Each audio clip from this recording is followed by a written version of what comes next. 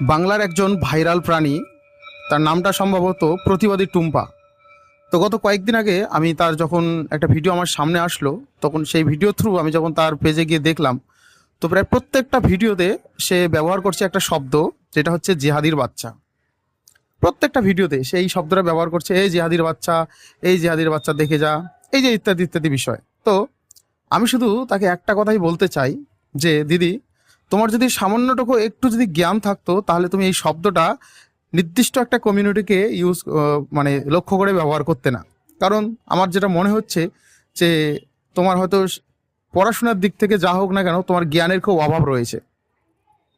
আচ্ছা, আসুন তাহলে জিহাদির বাচ্চা বিষয়টা আমি একটু আপনাদের জাস্ট এক্সপ্লেইন করি। যে আমরা সবসময় একটা জিনিস বুঝি যে জিহাদ কথাটা সরাসরি ইসলামের সাথে সম্পর্কিত, বা মুসলমানরা জিহাদি বা ইত্যাদি ইত্যাদি বিষয়।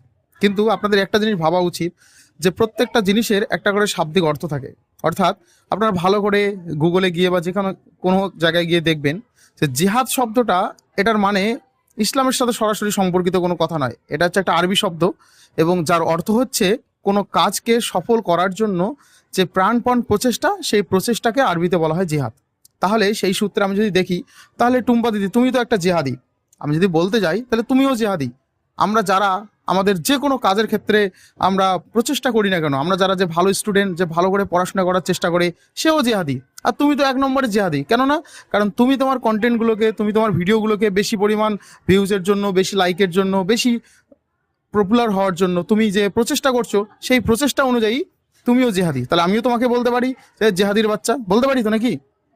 তাহলে আমরা কোনো শব্দ নিয়ে বা কোনো একটা বিষয় নিয়ে কোনো একটা কমিউনিটিকে এইভাবে আমরা ব্লেম করতে পারি না। সুতরাং এরপরে আশা করি তুমি আর এই জেহাদির বাচ্চা, অমুকের বাচ্চা, তমুকের বাচ্চা ইত্যাদি করবে না। এটা তোমার কাছে আশা রাখতে পারি।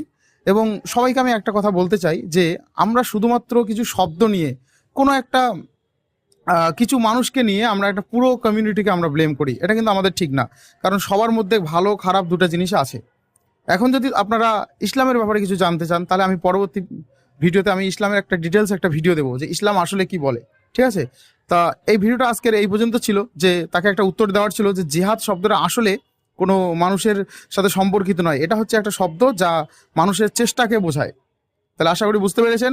তাহলে আর একটা কথা বলি, যে যারা ওরা আবার প্রতিবাদী টুম্বাদীদের আবার একদম পুরো দাই হার্ট ফ্যান রয়েছেন, তারা আবার উল্টাপাল্টা কমেন্ট এসে গালাগালি করবেন না, যদি আপনাদের কাছে ভিডিও পৌঁছে থাকে।